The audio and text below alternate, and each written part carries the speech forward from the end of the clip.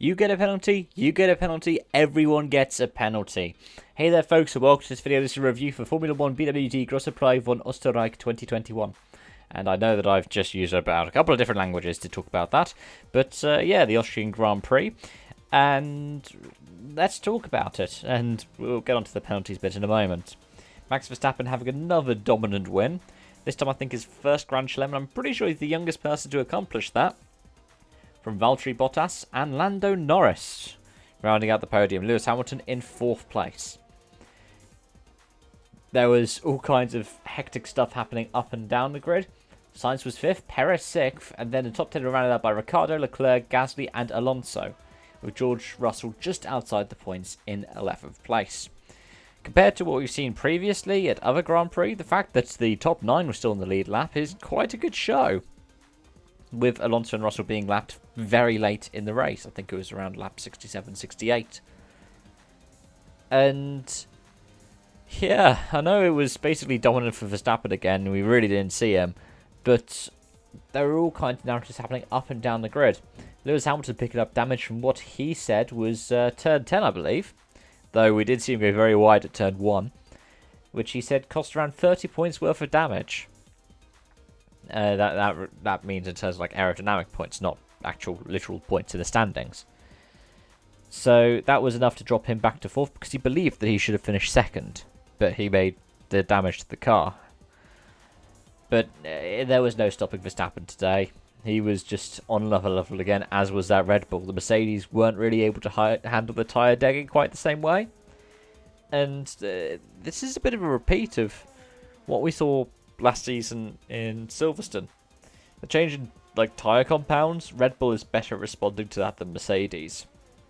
Especially around somewhere like the Red Bull Ring, where Red Bull have typically been the better team of the two. Mercedes typically in the past struggled with altitude, but then in 2019 were just outperformed. In 2020 they managed to get the double, which was a bit surprising. But then Red Bull weren't really up to scuff then. But from there, let's just talk about the penalties.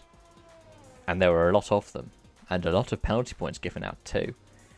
All in all, I think 11 drivers were summoned to the steward's office at the end of the race to be able to give their takes on incidents.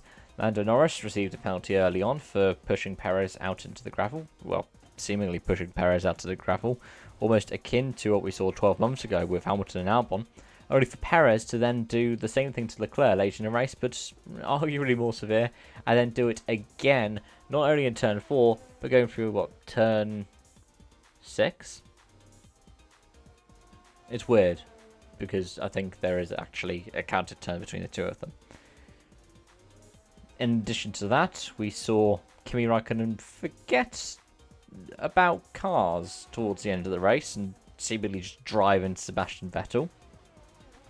And then a bunch of drivers picking up penalty points, or even flat-out penalties, for speeding under the double yellow flags that caused, including, funnily enough, Nikita Mazepin. I don't want to sound too mean, but it's almost as if that's the first time the Haas has been found going fast all season. But all in all, what else can I say about this race?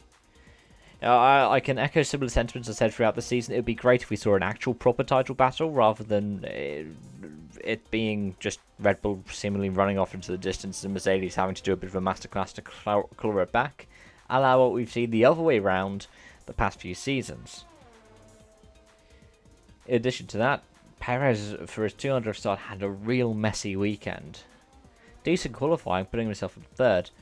I know there was a lot of hype given the fact that the last few drivers who've hit their 200th start have gotten pole and converted it to a win there. But yeah, Checo wasn't able to do that. Daniel Ricciardo should have been able to put himself into the top 5. 7th was still a great recovery drive from, I think, pre-13 on the grid.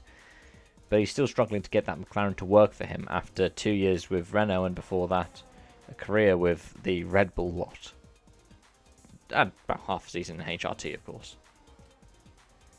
But what else can I really say? There's not much more that I really have to talk about. But yeah, let me know your thoughts in the comment section down below. Thank you so much for watching, and I hope to see you again soon. Bye for now.